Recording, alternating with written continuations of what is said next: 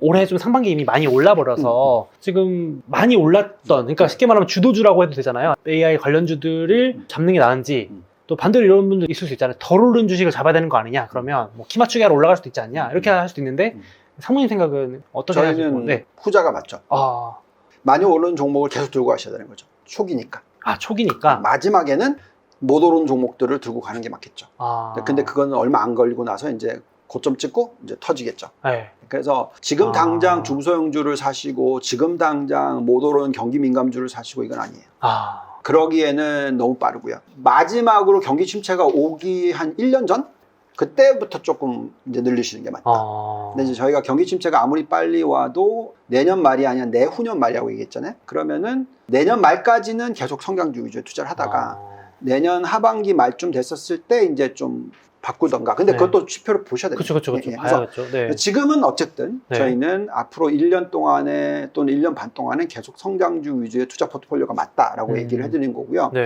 그 다음에 이제 지금 이 쉬어가야 된다라고 얘기를 해드린 이유는 뭐냐면 그만큼 이제 우리가 S&P 500을 기준으로서 계산을 하거나 또 나스닥을 기준으로 계산을 했었을 때 너무 펀디멘탈보다 초과로 올라버리면 이제 이게 과열이잖아요. 그렇죠. 그래서 이제 하락장과 연결될 수가 있으니까 우리 보면은 이제 P 멀티플도 그렇고 5년 평균으로 계산했었을 때 지금 딱 평균 수준이란 말이죠. 그래서 그것보다 더 올라갈 수도 있겠죠. 그렇지만 그것보다 더 올라가 버리면 이게 너무 과열이니까 그러니까 평균 수준에서 좀 유지가 되는 게 맞겠죠. 그리고 또 저희가 돌리는 적정 가치를 찾는 모델을 봤었을 때도 올해 S&P 500 연말 기준으로 저희는 한 4,500에서 4,600 사이 정도로 보거든요. 그러면 이제 오를 폭이 지금 4,300 몇십이니까 5%에서 그러네요. 그 정도밖에 안 되는 거죠. 그래서 그렇게 보기 때문에 좀 쉬어갈 수도 있고 이걸 이제 기회를 삼는 거를 좀 마음의 여유를 두면서 앞으로 몇 개월 동안 이렇게 투자를 하자라고 말씀을 드리는 거고 반면에 나스닥이나 나스닥 100을 보면은 연말까지도 두 자릿수의 상승 여력이 남아있다라고 나와요. 이렇게 올랐는데도요? 그렇기 때문에 저희는 투자를 하더라도 이런 대형 기술주와 반도체와 뭐 이런 우리가 대표적으로 얘기하고 있는 생산성 향상이 일어나고 있는 업종에 대한 투자 또는 아니면 생산성 향상이 안 일어난다 하더라도 계속해서 가격 경쟁력을 유지할 수 있는 기업. 그러니까 매출 증가율이 아니고 매출도 뭐 어느 정도 늘어나지만 여전히 높은 마진을 유지해서 이익이 늘어나는 기업, 가치주를 하더라고요. 이런 쪽에 초점 맞추는 거죠. 뭐 예를 들면은 필수 소비재 중에서 아무래도 가격을 전가시킬 수 있는 그런 쪽이 계속 이익은 늘겠죠. 그렇죠. 인플레이션이 있다 하더라도. 그래서 저는 코카콜라 주주. 뭐 그런 식으로. 저는 안 팝니다. 코카콜라는. 그런 식으로 투자를 하는 게 중요하겠죠. 이해했습니다. 저는 코카콜라보다는 펩시가 밸류에이션으로는 조금 더 나아 보입니다만. 팁까지 알겠습니다. 가격 결정력 있고 침체가 오든 말든 상관없이, 그리고 제가 들어봐도 생산성 향상에 대한 기대만으로도 확실히 주식이 계속 더 갈 수 있는 그 힘을 받을 것 같긴 합니다. 그래서 생산성 향상 관련된 주식들도 한번 참고해 보시면 좋을 것 같고요. 근데 아무래도 지금 AI 버블 과열 논란은 좀 무시하기는 어려운 것 같아요. 이게 제가 봐도 이렇게 막 계속 오를 수 있을까 싶기도 하고 그러는데 이게 이제 또 정말 실체가 있는 건지 또 하반기에 어떤 변화가 있을지 뭐 이것도 좀 궁금합니다. 지금은 보면은 이제 우리가 실적을 들여다보잖아요. 조성원님도 계속 들여다보시면서 얘기하시니까 어쨌든 1, 4분기 실적 나왔는데 마이너스는 맞잖아요. 그러니까 이제 뭐 잘 되고 있는지 잘 모르는 거잖아요. 그리고 또 2, 4분기도 숫자가 마이너스 뭐 6%대다 얘기하잖아요. 여전히 떨어지는 거죠. 그래서 이거는 그냥 거품 아니야 이렇게 생각하실 수가 있잖아요. 그래서 이거를 어떻게 보면 이제 숫자화 시켜서 얼마나 올라갈 수 있을까에 대한 어떤 최고점도 생각을 해봐야 되고 아니면 어떨까도 생각을 해봐야 돼요. 근데 이제 이거를 저희가 분석하기는 데이터가 모자라기 때문에 저희가 할 수는 없고요. 대표적인 미국의 띵탱크 이런 쪽에서 나오는 리포트를 의존할 수밖에 없습니다. 근데 그런 띵탱크가 뭐 미켄지, 뭐 베인 앤 컴퍼니, BCG 뭐 이런 데들이 많거든요. 근데 요번에 미켄지에서 나온 리포트가 저는 굉장히 의미 있게 읽었습니다. 거기서 나오는 얘기가 뭐냐면 우리가 이제 AI를 생각을 했었을 때 생성 AI 부분에 있어서 이게 어떻게 변화를 시킬까 하는 부분에 있어서 간단하게 우리가 이해하는 거는 어쨌든 생산성보다는 어쨌든 비용 절감에 대한 얘기를 할 수가 있잖아요. 뭐 당연히 이제 비용을 떨어뜨릴 수 있는 효과가 있을 거다. 근데 그거는 매출과 연결되기보다는 어쨌든 비용 절감의 효과잖아요. 그래서 마진을 높여주는 거고 근데 이제 미켄지에서 나온 리포트를 보고 있으면은 그것도 있지만 그걸 다 포함해서 네. 실질적으로 생산성 향상이 엄청난 경제 효과를 가지고 온다. 그래서 매출도 늘려주고 비용 절감도 일어나고 그러면서 생산성 향상의 효과인데 그게 전체 파이로 봤을 때 엄청나게 크다라고 얘기를 하고 있고요. 그 다음에 이제 그 경제적 효과의 규모에 있어서 네. 정말 크게 보더라고요. 얼마나 보고 있냐면 17.1조에서 25.6조 달러. 달러요? 예. 이게 원이 아니고. 예. 그러면은 네. 이게 이제 미국 경제 규모가 작년 말이 제가 기억하기에 24조 얼마거든요. 네. 그러면 이제 GDP의 100%가 넘는 거잖아요. 그러니까요. 와. 근데 물론 이게 한 해에 일어나는 거 아니고요. 그쵸. 네. 이게 이제 앞으로 30년, 뭐 이렇게 20년 이렇게 봤었을 때 효과라는 거죠. 그리고 정말로 인상 깊게 봤던 부분은 이미 미국의 경제 성장률에 영향을 미치는 부분 중에서 생산성 향상이 고용 증가에 미치는 영향보다 훨씬 커졌다. 과거에 우리가 자꾸 70년대, 80년대 비교를 많이 할 때와 비교하지 말라고 제가 얘기해드린 이유는 그때는 경제 구조가 완전히 달랐다. 아, 그러네요, 뭐. 그때는 임금 상승률과 고용의 증가가 GDP 성장에 미치는 영향이 7, 80%였고 생산성이 늘어나는 부분은 겨우 20, 30%였다. 근데 이제 과거 10년, 그러니까 2012년부터 2022년 네. 그 10년 동안에는 네. 딱 보시면은 짙은 네. 파란색이 훨씬 크죠. 그리고 그게 무슨 얘기냐면 생산성 향상에 의한 GDP 성장률의 영향이 7, 80%다. 그게 사실 빅테크 영향이라고 보면 돼요, 쉽게 말하면. 그렇죠. 네. 반대가 됐다는 거죠, 이제는. 완전 뒤집혔네요. 네, 그래서 고용 시장이 경제 성장률에 미치는 영향보다 이제는 생산성 향상이 경제 성장률에 미치는 영향이 훨씬 크다. 그래서 이 효과가 그러면 그런 기업들한테 엄청나게 온다는 거죠. 더 돈이 몰리겠네요. 그렇죠. 그래서 이걸 저희가 한번 수치화를 해봤었어요. 네. S&P 500 기준으로 이 정도의 경제 효과면 도대체 이익을 얼마나 늘려줄까? 20년 평균 숫자를 S&P 500은 저희 계산상으로 한 15% 정도. 더 해줘요? 더 해준다. 기존 올라가는 거에다가 15%더 해줘요? 네. 와. 그렇기 때문에 고점이 훨씬 더 높아지고요. 근데 이게 사실 영향을 미치는 게 S&P보다 나스닥이 더 그쵸, 크다. 나스닥이죠. 네. 나스닥은 30% 늘려준다. 와. 연평균이요? 네. 엄청나네, 진짜. 엄청나는 거죠. 네, 엄청나네. 20년 동안. 네. 근데 반도체는 100% 늘려준다. 그럴 수도 있다라는 거다. 그쵸, 이게 그쵸. 맥시멈, 이게 네. 이제 그걸로 가지고 계산했을 때, 역계산했을 때. 네. 규모니까. 예. 네. 그러면은 이거는 아직까지 뭐 예를 들어서 그 아까 말씀하셨던 N사 195% 올랐거든요. 네. 올랐다가 지금 빠졌는데 네. 그래서 지금 오른 폭으로 보면 195% 올랐고 아까 나스닥이 얼마 올랐죠? 30% 올랐다고 네, 했죠. 올해 기준으로. 네, 그렇죠? 그러면 거의 그거의 7배잖아요. 반도체 지수는 얼마나 올랐냐면 한 60% 올랐죠? 그러면 그게 한 4배 정도 돼요. 네. 그러면 대형 회사는 그러니까 항상 이런 게 95년부터 2000년 사이클에 아까 말씀드렸듯이 S&P 500이 뭐 200% 올라면 나스닥이 500% 올랐고 네.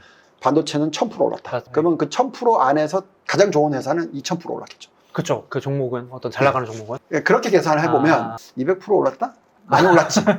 그렇지만 네. 숫자가 어떻게 될까? 이에 대한 기대는 남아있는 거죠. 그쵸. 그러니까 안 빠지는 거예요. 빠지더라도 기회가 될 수가 있는 거죠. 아. 물론 그 사가 1등을 할지 아니면 A사가 1등을 할지 누가 이길지 몰라요. 네. 근데 하나 아는 거는 옛날에 인터넷 시대처럼 어떤 회사가 이길지 모르는 정도는 아니에요. 그래도 적어도 우리가 말했던 그 회사들 중에 나오겠죠. 후보들은 있으니까. 네. 그만큼 돈이 많이 들어가고 네, 그만큼 그쵸. 데이터가 많이 필요하기 때문에 네. 그래서 제가 볼 때는 종목 선별이 그때보다는 쉬워졌다. 그래서 뭐 대표적인 네. 큰 기업으로 따지자면은 뭐 네. 마이크로소프트와 구글과 네. 또 누가 경쟁하고 있죠? 뭐 아마존이 경쟁을 하고 있고 뭐 다 등등등 네. 얘기를 하고 있잖아요. 네. 근데 누가 이길지는 정답은 없지만 그래도 그 중에 하나 나오겠죠. 그쵸. 메타 플랫폼이 될 수도 있는 거고 뭐 정답은 없는 거죠. 네. 애플이 될 수도 있는 거고. 그렇죠. 네. 걔네들이 그만큼 자금력이 있으니까. 그쵸. 그래서 거기에 대한 투자를 많이 할 거고 네. 거기에 대한 효과가 더 커질 수 있다. 네. 그렇기 때문에 대형 기술주가 올해 연초 대비해서 50% 올랐고 인덱스의 거의 2배 이상 네. 올랐고 네. 사실 그 7개 대형 기업들 빼면은 S&P 500은 못 올랐어요. 그러니까 거의 오른 게 없잖아, 사실상. 그러니까 요즘 뭐 기사 제목도 내 계산은 왜 그대로지? 그런 거 같던데요. 네. 그래서 연초에 그게 정말 마음이 안타까웠습니다. 왜냐하면 상당히 많은 분들이 연초에 그 대형 기술주들의 멀티플이 30배고 뭐 아니면 25배고 S&P 500의 멀티플이 16배니까 한 50% 내지 100% 정도 더 프리미엄이다 그래서 이 주식은 빠져야 되고 이렇게 그렇죠. 얘기들 했는데 네. 정반대잖아요. 네. 계속 말씀을 드리지만 P 멀티플을 보시는 게 아니고 PEG을 보셔야 되는 거죠. 아, 성장 대비. 예. 그래서 항상 성장 대비 PBR을 보는 게 아니고 ROE를 같이 보셔야죠. 그렇죠. 예. 그래서 항상 같이 보시는 게 중요하다. 여전히 지금은 가격이 비싸 보이지 않는다라는 말씀입니다. 아, 성장을 대입했을 때. 네. 아, 그렇다면 조금 비중을 조금 조절해 본다면 예를 들어서 네. 자산 배분도 또 해주고 계시니까 샘플로 한다면 어떻게 하면 좋을까요? 예를 한번 들어본다면 하반기에. 예를 들면은 네네. 그러니까 올해 연초로 계산했었을 때 금리가 좀 많이 올랐었잖아요. 예, 그렇기 때문에 이제 채권 비중과 주식 비중을 원래 기존의 6대4 전략, 그러니까 주식 60, 채권 40이었으면 지금은 이제 금리가 그 고점 대비해서 떨어졌어요. 10년으로 따지면 예, 장기로 봤었을 때 물론 단기는 안 빠졌지만 그래서 그게 더 이상 많이 빠질 거라고 생각하지 않습니다. 그러면은 이제 채권의 가격이 올라간 폭이 앞으로 수익률이 그 3.5% 정도의 10년 국채 금리에 국한될 거라는 거죠. 아, 별로 매력적이지 않다. 그러니까 연간 3.5%의 수익률에 만족하신다면 그 채권 비중을 많이 들고 가시는 건 맞아요. 그렇지만 그게 초과 수익률을 달성하려면 금리가 3%대, 2%대까지 떨어져야죠. 아, 그렇죠. 근데 그럴 가능성은 낮아 보인다. 매우 낮으니까. 예. 그러니까 그냥 3.5% 정도로 만족을 하신다면은 여전히 6대4 전략이 좋은데 그게 아니고 나는 그래도 연간 수익률 2자릿수를 원한다. 공격적으로 좀 하고 싶다. 그런 사람들의 입장에서는 8대2. 8대2. 주식 8, 채권 2. 이 전략이 저희는 적절하다고 생각하고 있고요. 그러면 이제 그 안에서 이제 우리는 미국 얘기를 하니까 도대체 어디에 투자를 해야 되냐 하는 거에 있어서는 또 똑같이 8대2. 성장주 80, 가치주 20. 아, 주식 안에서? 이렇게 얘기를 하고 있고 그럼 이제 이 80 안에서 도대체 뭘 투자하냐? 당연히 대형 기술주와 AI, 반도체 등등의 IT 업종, 대형 기술주. 이게 두 개 더했을 때 35%. 35%. 그 다음에 전기차 부품을 20%. 그 다음에 또 신재생 에너지를 20%. 최근에 좀 주가가 별로 안 좋아요, 신재생 에너지. 약간 부진한 것 같아요. 그래서 뭐 원하시지 않으시면 이걸 15% 가져가시고 전기차를 25% 가져가시면 전기차를 또 가져도 되고. 뭐 그 전기차 부품 전체적으로. 전기차 부품까지. 배터리도 들어가겠죠. 그 다음에 이제 바이오를 한 5% 정도. 그래서 다 더하면 80%. 그래서 이제 나머지 이제 20%가 이제 성장주가 아닌 가치주 투자인데 아까 말씀드렸듯이 가격 경쟁력이 있는. 뭐 임의 소비재 말고 필수 소비재에 있어서도 가격을 전가시킬 수 있는 기업들 투자. 또는 워낙 수요가 좋아서 성장이 보이는 여행. 여행. 뭐 리저. 호텔 등등 같은 경우에는 지금 요즘 보시면 상당히 매력 있잖아요. 맞습니다. 돈을 끌어 모아서라도 여행 가시더라고요. 요즘은 정말로. 또 원자재 같은 경우에 우리가 투자를 한다면 성장주와 연결되어 있는 원자재. 뭐 예를 들면 전기차에 들어가는 원자재라든지 그런 식이죠. 신재생에 들어가는 원자재라든지 그런 쪽. 그 다음에 이제 금융 쪽은 은행주는 정말 재미없고요. 마당에 투자를 한다 그러면은 생산성이 높아지는 금융주.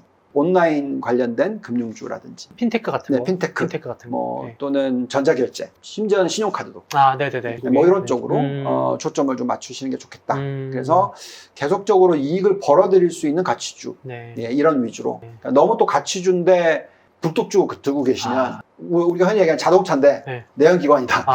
이건 굉장히 멀티플은 싸죠. 근데 이게 성장이 없잖아요. 앞으로 사라질 거니까.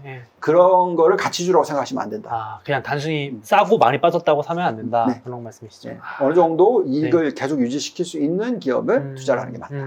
그럼 여담이지만 그 전기차로 전환하는 솔직히 다 전기차라 그러잖아요, 자기들도. 그러니까 뭐 우리나라도 유명한 완성차도 있고 뭐 미국에도 제가 이런 말하면 뭐 포드나 GM 같은 회사들도 뭐 지금 사활을 하는데 그런 회사들은 여기서 포함하는 성장주로 보기는 또 조금 어려운가요? 왜 그러냐면 자, 성장주 중에서 저희가 이제 어떻게 초이스를 해야 되냐면 그냥 성장주로 보니지만 완전 전기차인 회사들이 있죠. 근데 이제 그 중에서 T사를 제외하고는 다 적자예요. 그렇죠. 전기차 자체로 다 적자죠. 근데 적자인 성장주는 투자 안 합니다. 중요한 포인트네요. 왜냐하면 금리가 높은 시대이기 때문에. 그러니까 그런 회사들은 어떻게 돼야 되냐면 돈을 끌어와야 돼. 조달해야죠, 어디선가. 근데 그게 채권일 수도 있고 주식일 수도 있어요. 그래서 채권일 경우에는 이자율이 높아지는 거고 주식일 경우에는 정말 주주들한테는 기존 주주들한테는 엄청나게 마이너스고 조금 오르면 증자해서 폭락시키고 그러니까 그런 걸 들여다보시면 안 되고 될 수 있으면 이미 벌써 규모의 경제를 일으켜서 흑자가 나고 있는 성장주들 그렇게 초점을 맞추셔야죠. 중요한 팁이네요. 또 이게 그냥 듣다 보면은 성장주 가니까 적자 성장주 유망한 거 많잖아요. 지금 그런 시기는 아니군요. 아무리 그게 이제 대표적인 투자가 아무래도 아크겠죠. 뭐 그런 거. 그러니까 저희는 이제 제가 상품 운영을 할 때 처음부터 말씀을 드렸던 게 숫자가 안 보이는 기업은 저희가 투자를 못 한다. 즉, 그 블룸버그를 쓰면 우리가 이제 밸류에이션을 구하는 툴들이 있으니까 그렇죠. 대표적으로 ETF도 실적이 없으면은 이게 안 나와요. 컨센서스가. 그런 거는 저희가 투자를 못 하게 돼요. ETF도 종목이다. 그래서 지금 현재 적자인 기업을 굳이 투자하실 필요 없다.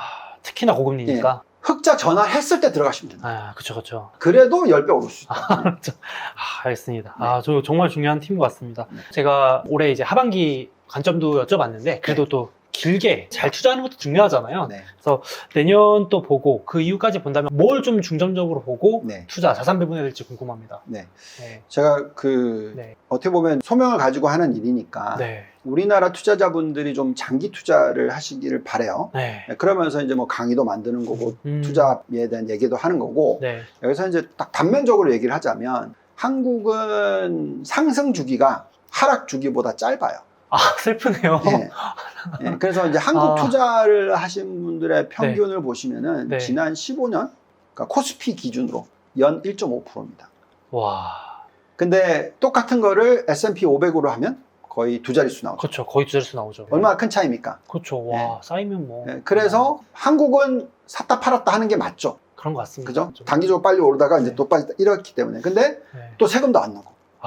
근데 미국은 그게 아니라 꾸준히 들고 있는 게 중요하죠. 왜냐면 그게 복리가 되니까. 그렇죠. 그리고 또 올라갔을 때 팔면 세금 또 내야 되고. 굳이 그럴 필요 있냐는 거죠. 괜히 돈 낼 필요가 없잖아요. 그렇죠. 좋은 종목을 고르셨으면 꾸준히 들고 가는 전략이 맞다라는 거죠. 더 애드 하시는 게 맞죠. 그러다가 정말 우리가 지금 계속 지켜보고 있는 어떤 대폭락장, 큰 하락장, 고점 대비해서 50% 깨지는 장, 이건 수치화로 볼 수가 있어요. 그 가능성에 대해서. 그때만 빠져나와 있으시면 돼요. 그때만 다른 전략을 펴시면 돼요. 그래서 미국을 들여다보실 때는 자꾸 한국을 먼저 생각하시고 미국을 보지 마시고 미국 전체를 그대로 보시라라는 말씀을 드리겠고 지금 현재 시점에서는 2년 뒤에 그런 폭락장이 시작될 수도 있습니다. 그거를 맞추려고 노력하는 게 저고 우리가 계속 이 방송을 찍고 있으면 보이거든요. 그렇죠. 맨날 보면은 안 보일 수가 없죠. 좀 빨리 볼 수는 있으나 늦게 보지는 않을 거예요. 좀 빨리 봐서 문제가 제가 정확하게 2006년에 그 얘기했다가 힘들었거든요. 2008년에 올 위기가 너무 빨리 예언하셔서. 그렇죠. 그래서 결국은 그게 중요합니다. 지금 현재 시점에서는 장기적으로 생각하시는 게 맞고요. 그렇기 때문에 뭐 찰스 먼거나 워런 버핏이 얘기하는 게 한 번 투자하면 영원히 투자한다. 예를 들어서 10년 이상 투자 못할 거면은 10분도 투자하지 마라. 이런 얘기 자꾸 하는 이유가 거기에 있습니다. 그래서 저는 어떤 장기적인 투자가 정말 중요한 타이밍이고 미국의 투자에 있어서 그리고 이제 정말 큰 하락장과 어떤 위기가 올 때 그때 다 같이 이제 으쌰으쌰해서 잘 포트폴리오 구성을 해가지고 잘 막아내자. 이렇게 좀 말씀을 드리겠습니다. 그래서 오늘은 유한타증권의 유동원 상무님 모시고 하반기 전망 또 그리고 중장기적인 투자 속 시원하게 다 말씀해 주시고 내가 들을 수 있어서 저도 좋았는데 구독자분들도 좀 도움이 되셨으면 좋겠는 바람입니다. 오늘 나와주셔서 너무 감사합니다. 네, 감사합니다. 네.